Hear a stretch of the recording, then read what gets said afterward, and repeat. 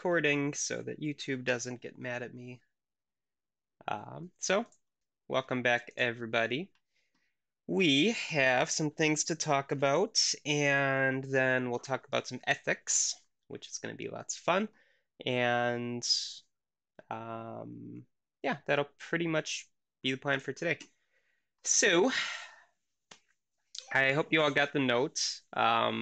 So, let's start out with this. I updated the syllabus the other day on the 8th, which would be yesterday. Yeah, and go see mom. Okay. So the plan now is to make the class completely project-based and go to bed. Okay. All right, first kid on the screen. There we go. So there will be no midterm. There will be no final. It will be 100% effort-based. And what that means to you is that it's going to be different than a standard class, which to me as a student, I always loved when I didn't have to worry about exams. Some people like it, some people don't. To me, it's easier mentally and stressfully on everybody, honestly. And in this online format, it should be a little bit better, I would assume, for everybody as well. And all that really means is that make sure you keep up with the homework, make sure you keep up with the project steps that we're going to have as we go, and you should be fine, right? This means that it's going to be, again, effort-based instead of like rote memorization. All of your things that you would get on the exam will be covered by homework assignments, right? So when we do things like UML modeling or we do things like requirements engineering, those are going to be captured in your homework assignments and in your term project steps. So, and then to replace the time slots for midterm and final, we're going to do project updates. So all that really means is that about halfway through the semester, I don't have a firm date for that yet. It's just going to depend on how everything's going. The midterm is going to basically be like a project update. I'll ask you all to maybe cut together a super short video of where you're currently at, what's working, what's not working, what you have to do. I'll give you formatting requirements for that. And then the final exam time slot will be project demos. So we have 2 hours for the final. We have to do something during that final exam time. So what we're going to do is we're going to have term project demos. We'll have things of that nature. We did that, well, I did that last year for my classes at the end of the winter, and it worked out actually really well. So that's going to be the plan. If you all have any questions, please feel free to let me know in the chat. I know I told you things would change. I took the survey feedback into account. It was mostly when I went through all the results, people either really wanted it to be project-based or didn't care. There were no strong feelings as far as the statistics showed in the other way. So I'm okay with this. Honestly, this was my preference anyway. So that's going to be the plan for from here on out. So yeah, basically keep up with the homework, keep up with the project, and you should be fine, right? I added this individual efforts group project line to the grading as well. And all that means is that we're going to have individual assignments where I'm going to ask group members individually to submit things. So we'll get there and it will be very clear how everything's going to fall in. So again, any questions? I'm pointing over here like you know what I'm pointing at. But that's just my little chat stream that I see. So feel free to ask in there in Discord, drop by office hours if you are concerned. But overall, shouldn't be too much of a headache for you all. And yeah, so I just updated the tentative dates as well. So depending on how the semester goes, how quickly or how slowly we get through things, we might have to come up with new things to talk about. I know somebody wanted to go over design patterns, so we'll probably talk about that at some point. Alrighty. Then the other thing that I wanted to talk about is that at the end of class today, I'm going to ask you all to go into Discord, into breakout rooms. So what I'm showing you here is I created a folder, and now I'm realizing that it's mostly cut off here. But basically there's this CIS350 session 2 or section 2, 10 a.m. in class discussion. When it's time, just join a group and do some chatting with the people in there. You can just do it through text, you know, you don't have to go live or anything like that. But I'm going to ask you to do some light discussion, and then there will be somebody who's nominated to write up and submit to Blackboard what we're talking about. Basically, it's an in-class discussion kind of thing. But we'll get to that at the end. Alrighty, any questions so far? Otherwise, we will get into ethics. And this is going to be more or less the last of the soapboxing slash what you should and should not do as an engineer before we get into the meat of what software engineering actually is. You might be wondering why I've spent a week and a half telling you about all the horrible disasters and morality and ethics and all of these things. Consider that we don't get any of this in your pure programming classes, unless if your professor is going above and beyond the, I guess, standard material, right? So you never have to actually think about what you're doing. And to me, that is the most important part, is to think before you actually go and do something. All right. Again, it is super easy to get into programming these days. Anybody can do it. The problem is that if you start a project, no matter how small or how large, you always have to think about what you're doing. Okay. So what we're talking about today are ethics, and I'm wondering if anybody is old enough to get the little picture that I have here. Classic movie, which I don't know if it holds up as much anymore. It's been several years since I've watched it, but yeah, so we're going to talk about ethics today. So, what are they? Billy Madison. There you go. 1,000,000 points for you. Good job. I need a little good job emote that I have to create. Back when Adam Sandler was making good movies, I guess. That's probably debatable. So what are ethics? Why are ethics? And then we're going to talk about the professional side versus your everyday kinds of ethics. Obviously, here we care mostly about how they factor into software engineering. And then at the end, we're going to go over one more case study, basically. And this is, I know you all had homework that was due last night. Hopefully you turned it in. If you did not turn it in, please make sure that you get it in. And I guess one other thing, if you submit an assignment and you want to resubmit it before the deadline, usually that's fine. I keep forgetting to check that allow multiple submissions button in Blackboard, so it's not me being a pain in the ass. It's more so me forgetting to click something. So if you need to re-upload your homework before I grade it, usually that's, or before the deadline, that's usually fine. But yeah, so one more case study then too.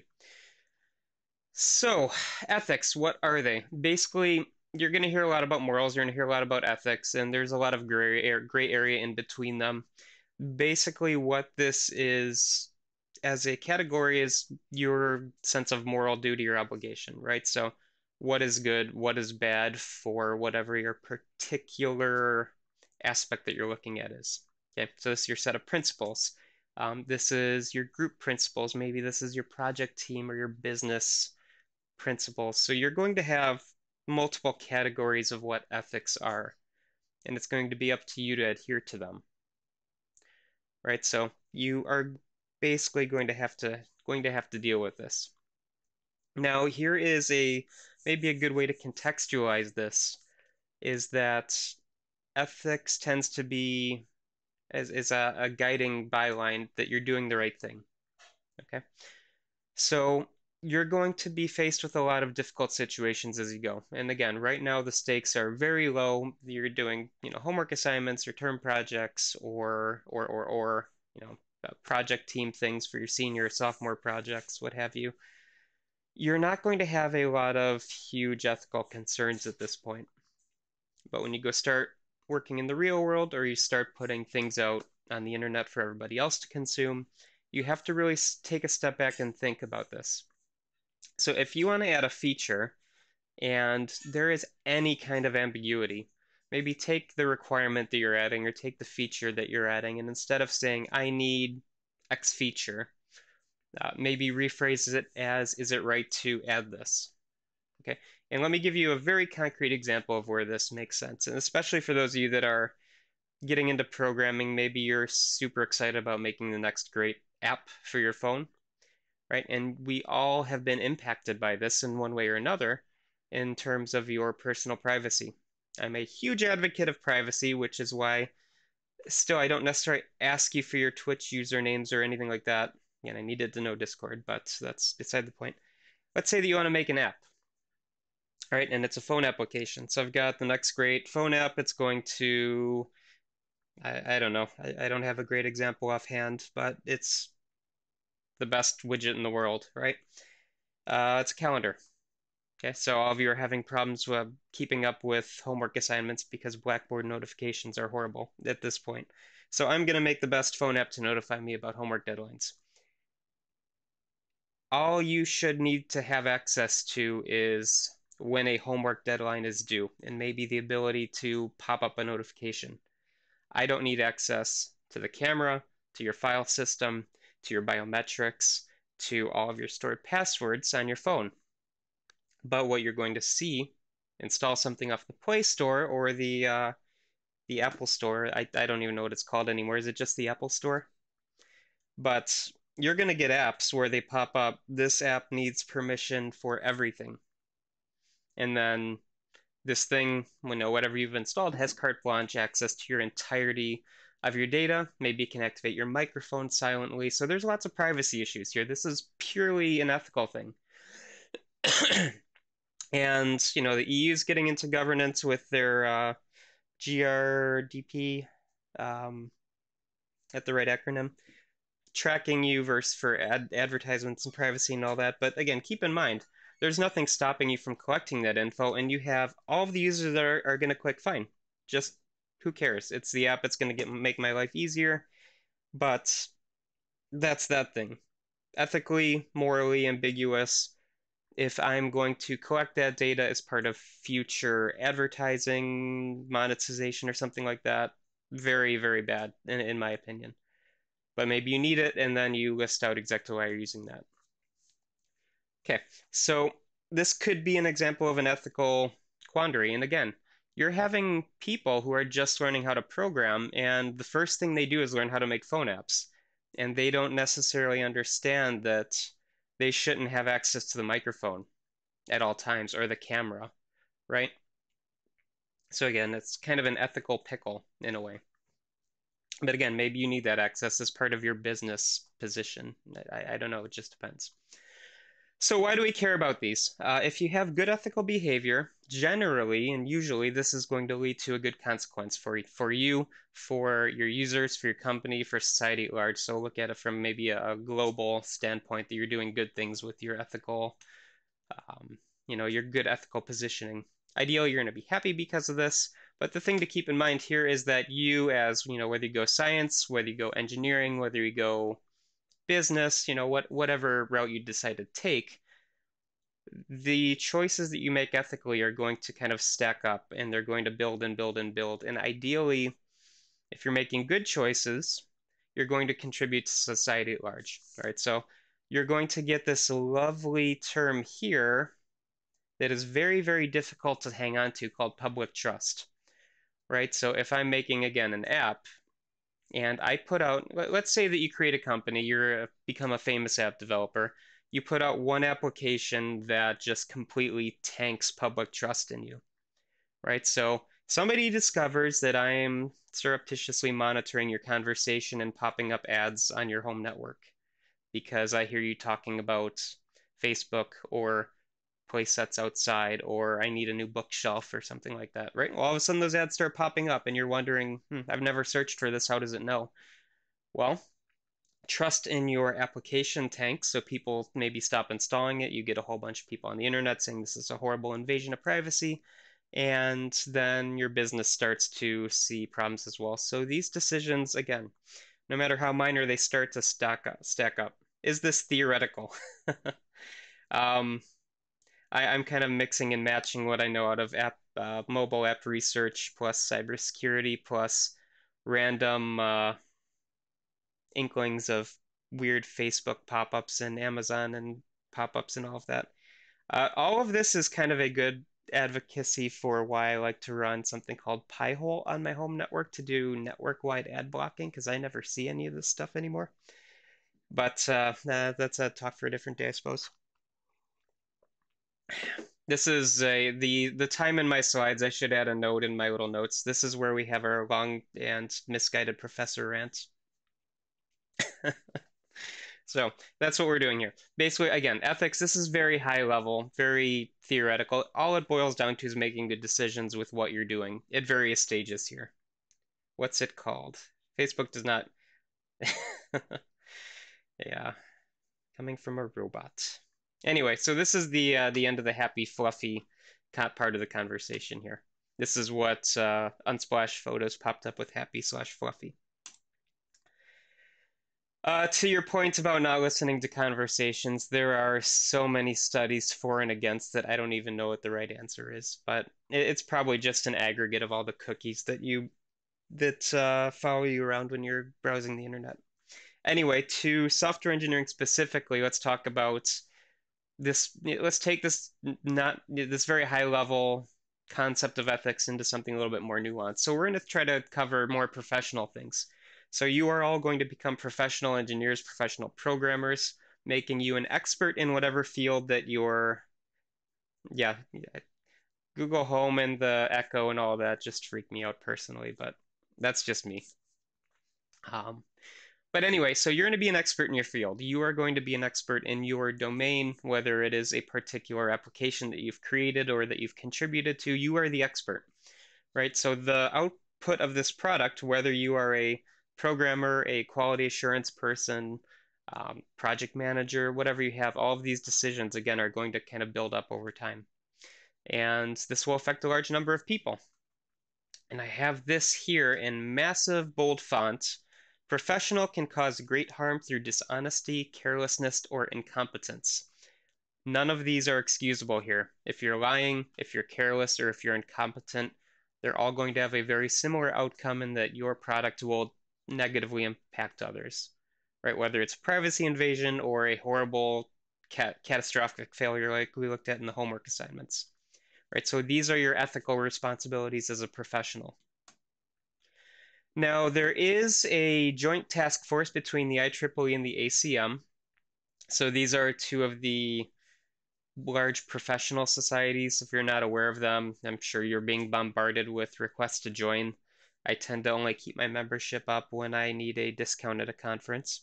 But basically, they came up with a list of principles for ethical software engineering. So we've got some categories here that we're going to talk about very briefly. We have the public view, you have your clients or your employer, your product view, judgment, management, profession, ethics for your colleagues and for yourself. Now, we as engineers like to see a nice list like this and say, okay, this is a nice little heuristic we can go through, or a nice algorithm. Am I handling public ethics? Yes, check mark. Client, check mark. Employee. So this is basically just kind of a high-level guiding thing that you should keep up with. So the whole point, I've got it in this nice little box here. Just try to be a good person and act, in a manner consistent with this code.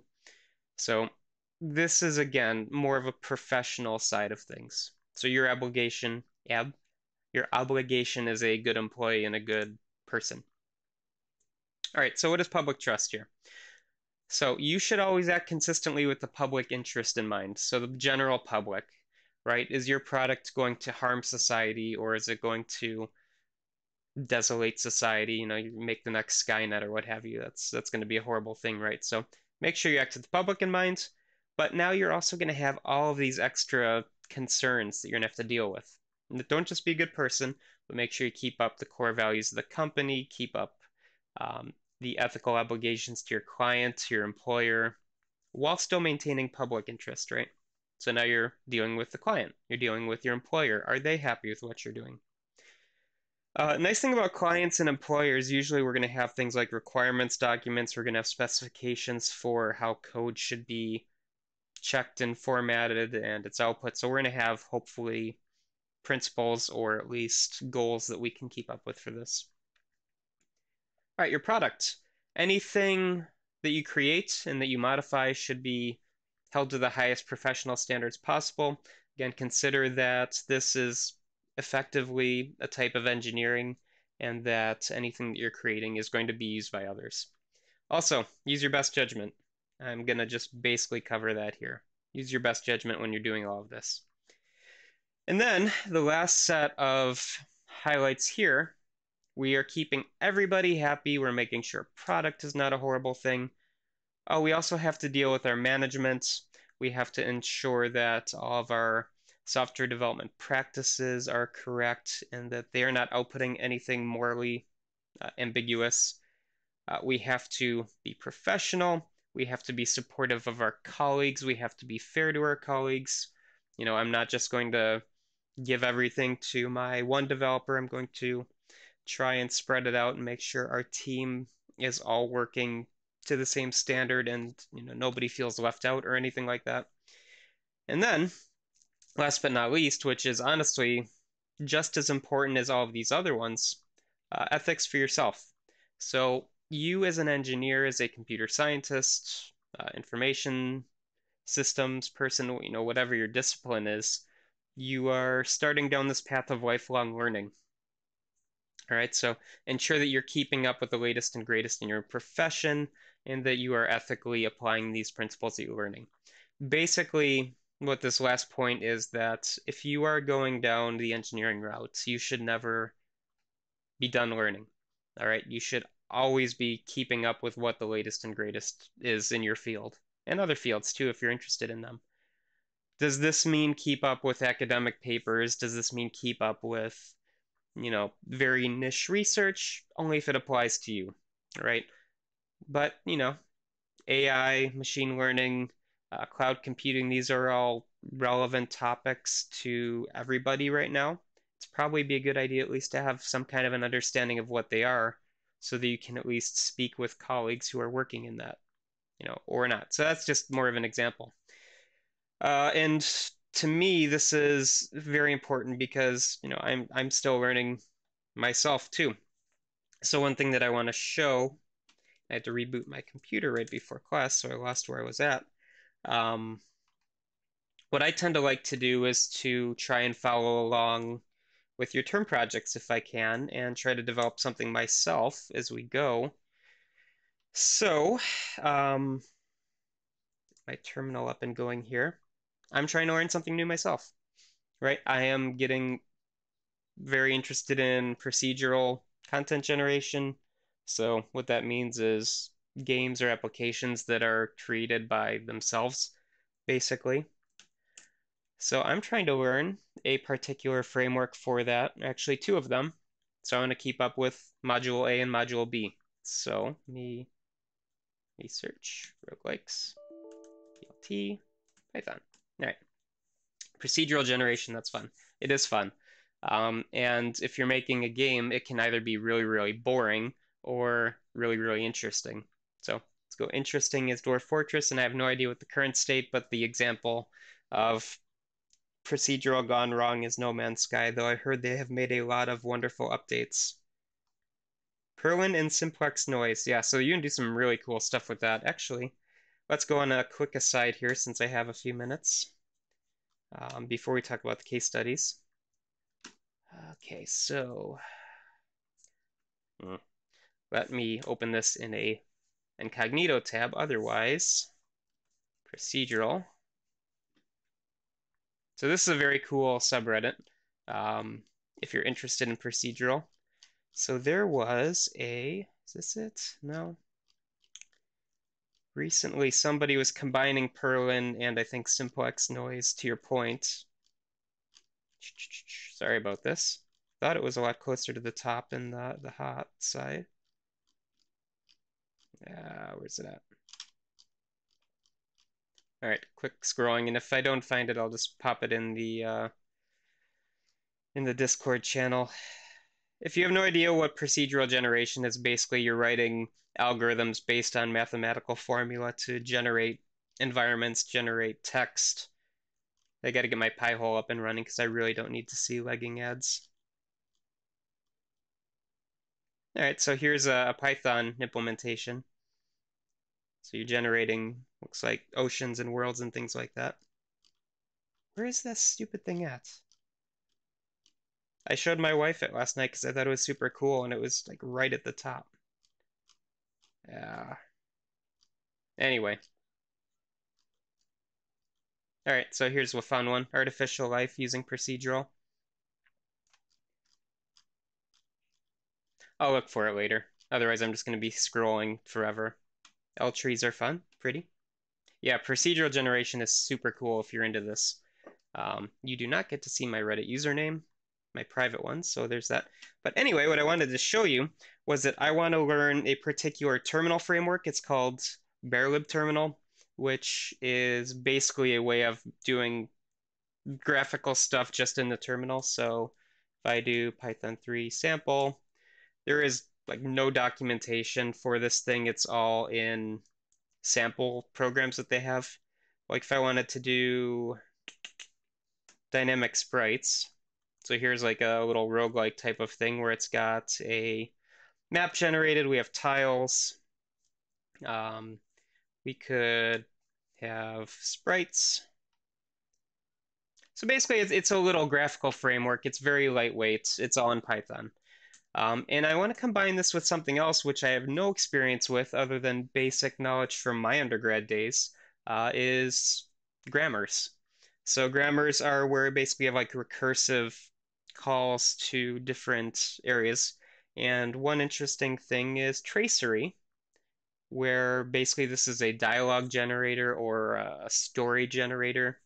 So what I was trying to do was create a combination here where we have little guy wandering around and super bare bones again.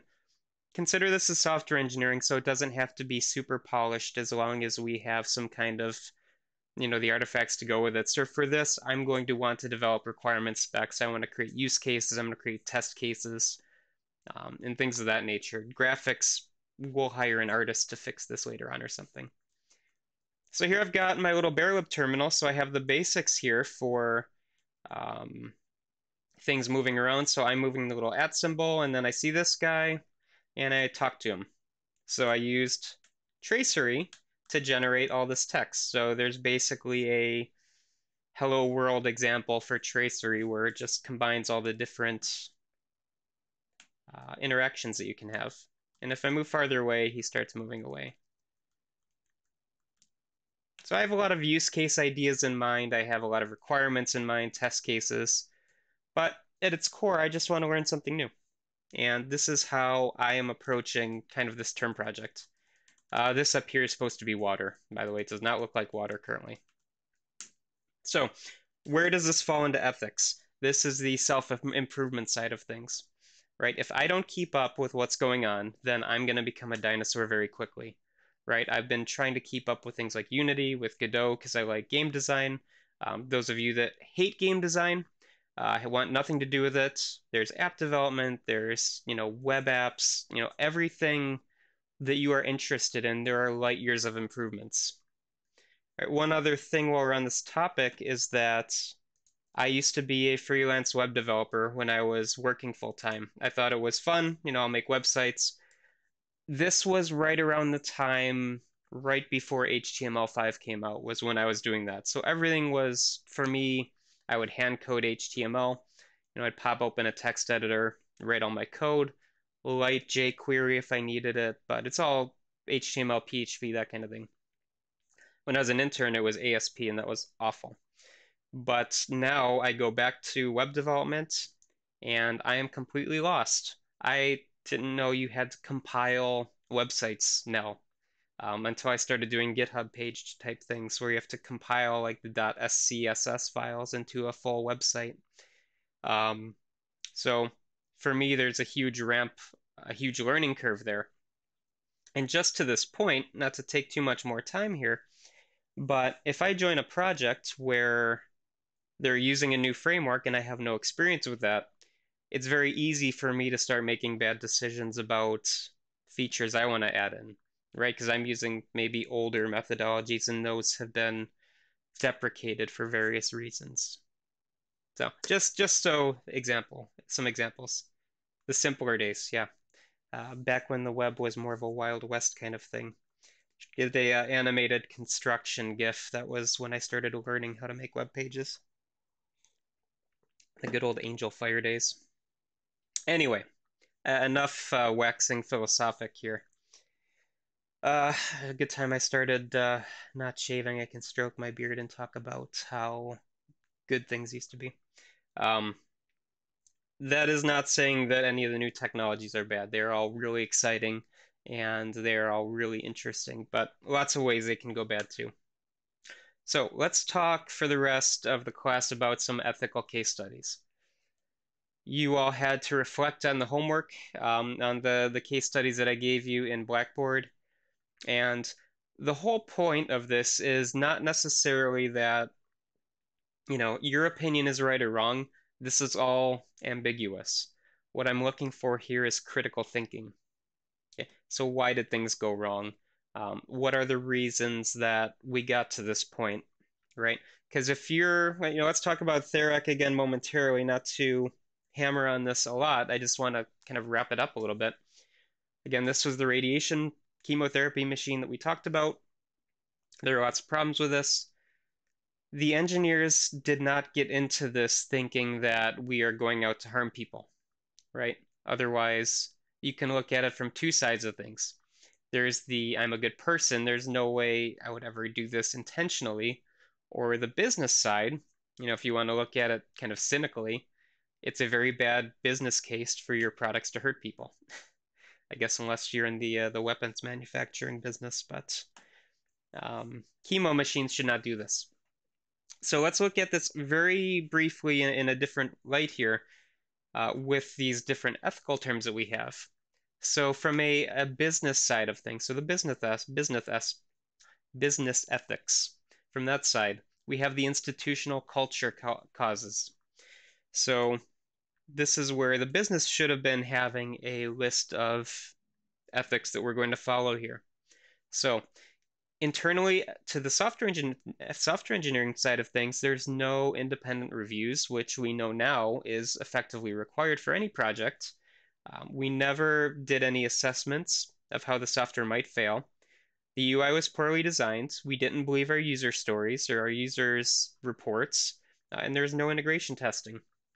Right? So if we look at the ethical points from earlier, we can see how this all fits in with where ethics should be from a business perspective. It's not just do the right thing, you as a person, it's how does your company manage their projects? And this is where we're getting into the actual software engineering, right? So think of any older software program.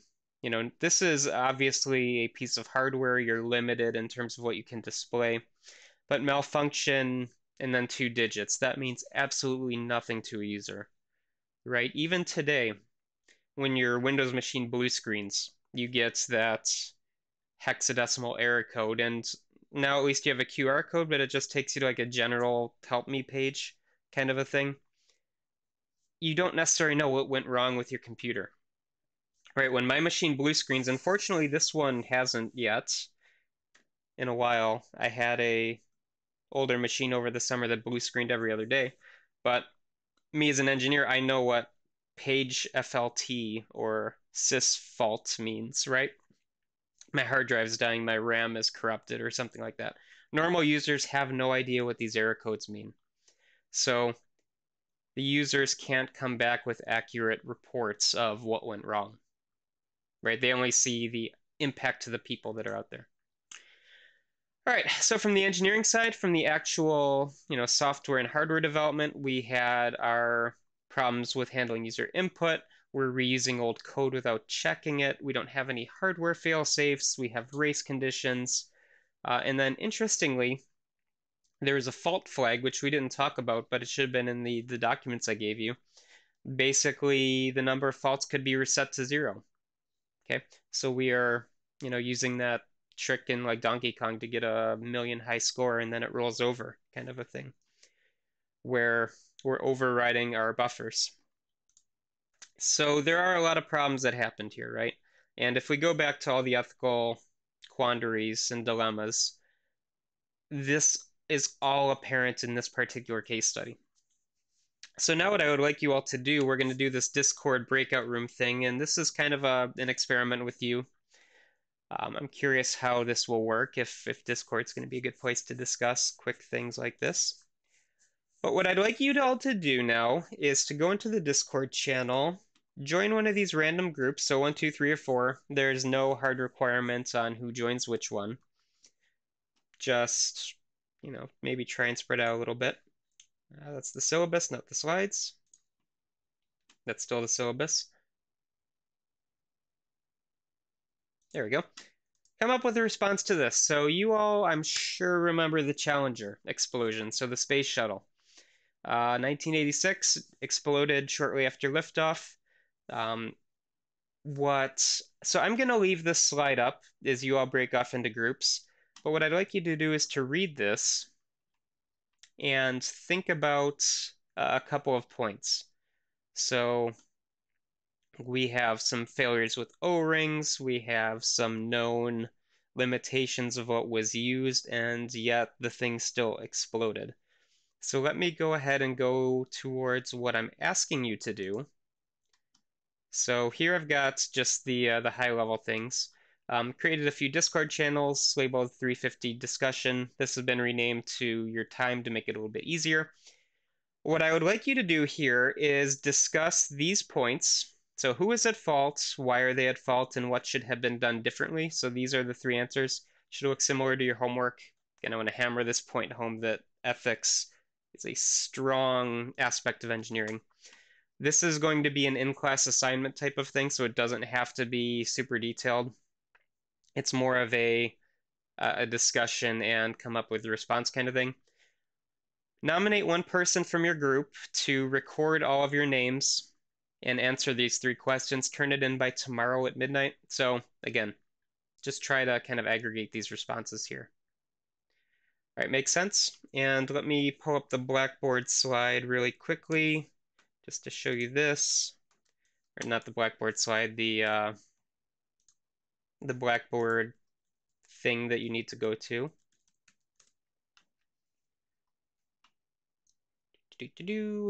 To class sessions, introduction, ethics, and Git. So here at the very bottom, in class assignment 1, Challenger. Who's in your group? Who's at fault? Why are they at fault? What should have been done differently? So just quick, Q&A type of a thing. So if anybody have any questions in the chat at all? So we've got about 10 minutes, so that should be plenty of time to talk about this. We have people talking already. Group 2, anyone? All right, good. So let me put the slide back up so you can see. So here again is what I'd like you to consider here. I want to make sure I'm not in the way. Okay. All right, everybody good?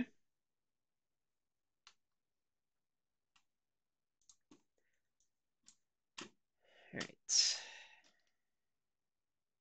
Thank you, Abby, for group 2. I just happen to be watching you guys right now.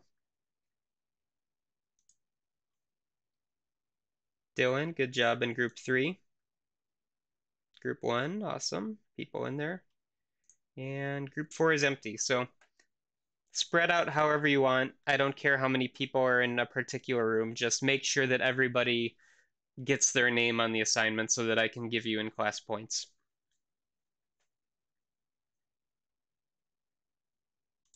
Only one person to submit, yeah. So it's going to look like nobody has any points. It's going to be like you're going to get angry, you didn't submit this kind of thing. That's fine. I'm going to record them all manually for this.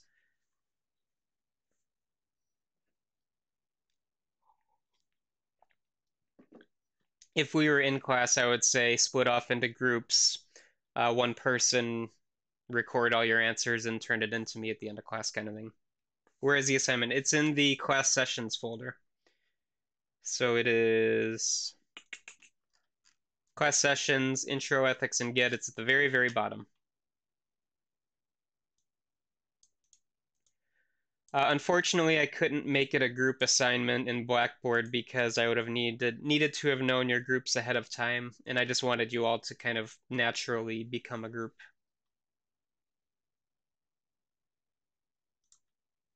Not showing up for me, is it? It should be there. So session 2, assignment 1, edit.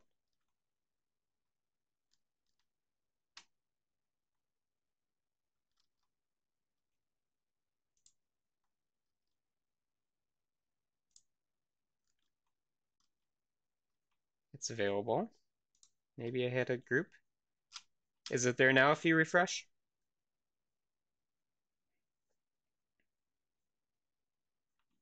Let me bring this over here so you can see the slides.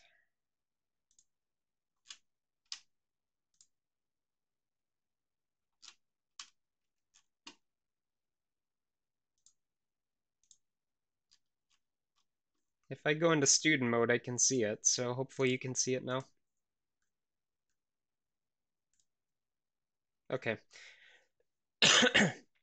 Group mode was selected somehow. That's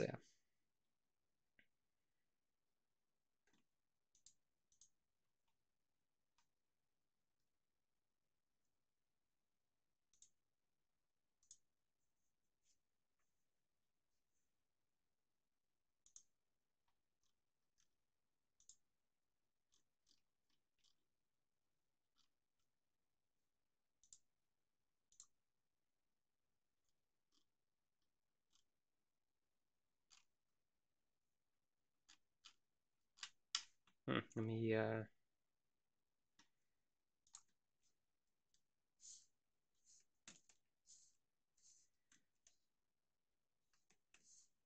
get that ambient music going again.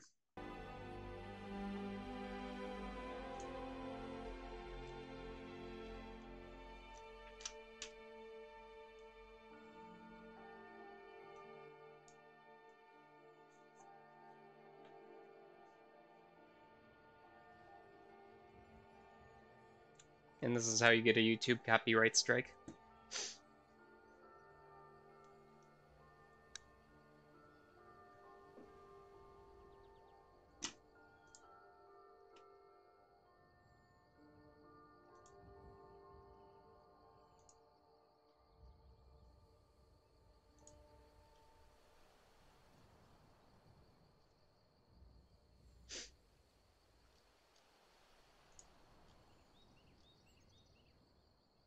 The weather is at fault. I like it. I'm just kind of creeping on your conversations and going between various rooms here.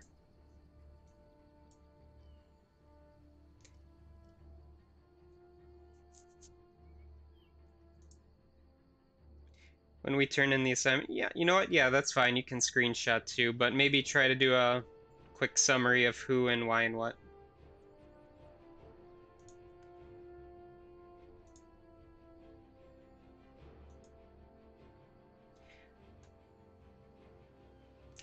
Yeah, for group 3 talking about it, this is not your homework, just a quick highlight. It doesn't have to be a paragraph or formally written, just I'm looking for your thoughts here.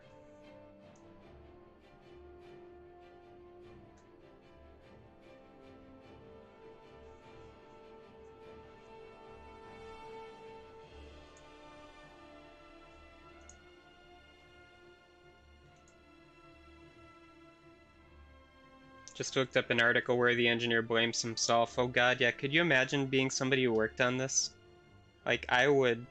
It'd be horrible feeling that.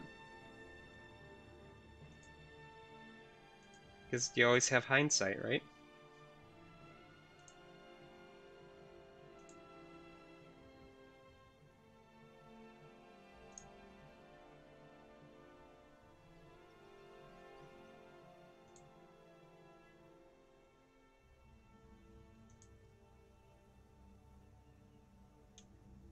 Um...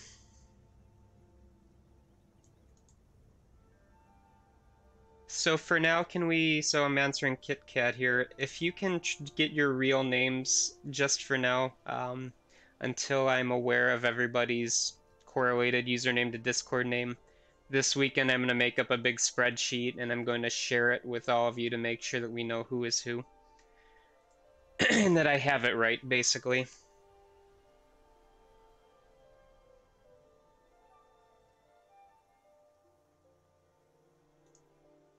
So is the higher ups.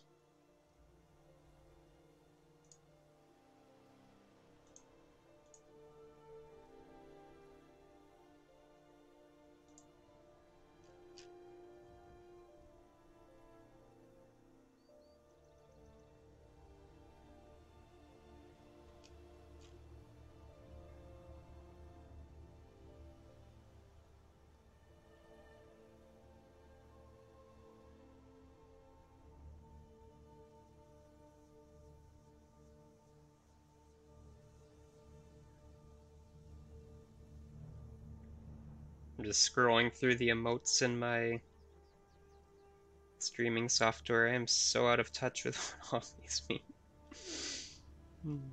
I don't watch enough Twitch streams.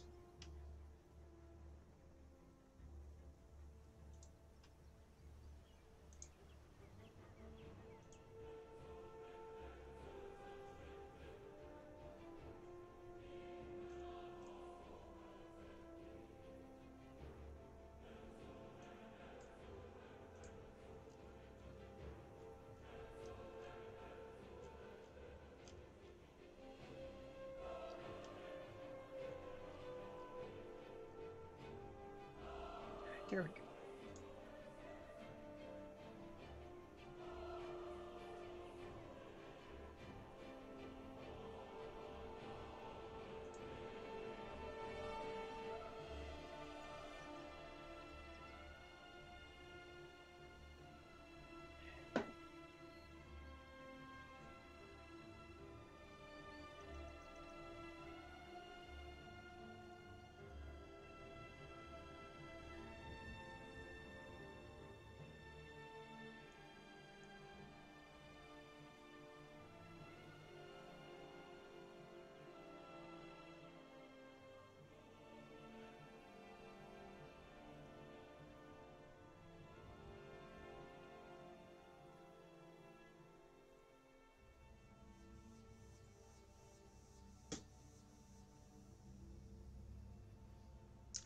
Alright, we have to start wrapping up here pretty soon, so again, just kind of the highlights of what your teams talked about, and thank you to all who volunteered to submit for this.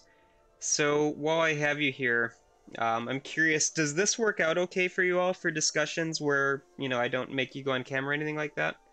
To me, this works out wonderfully because I can just kind of click between groups and see what's going on. It makes it super easy for me to just kind of pop in and see what everybody's doing, rather than doing the breakout room thing.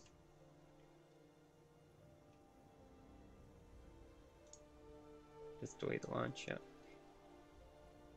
A lot of good points in your chats here, so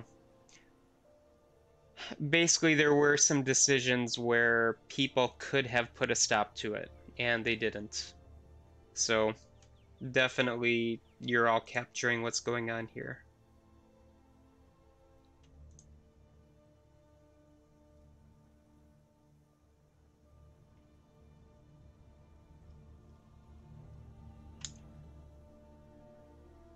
All right, so on Friday then what we're going to do is we're going to actually get into what software engineering is, and it's going to be fun on the bun. We're also going to, so Friday you have your Git assignment due, so part 1 is due Friday night, so don't forget about that. I will do a little bit of a demo of what your GitHub projects are going to look like, so I'll kind of give you a rundown of how I will be using it, and then probably either over the weekend or Monday I'll release part 2 of the assignment, and that'll be a little bit longer where I will have your project teams start coming up with ideas, basically. I found the video before we have to go. So this is the thing that I was talking about. So to me, this is super fascinating. It might not be for all of you, but I think it's so cool. So just using noise to generate worlds, basically.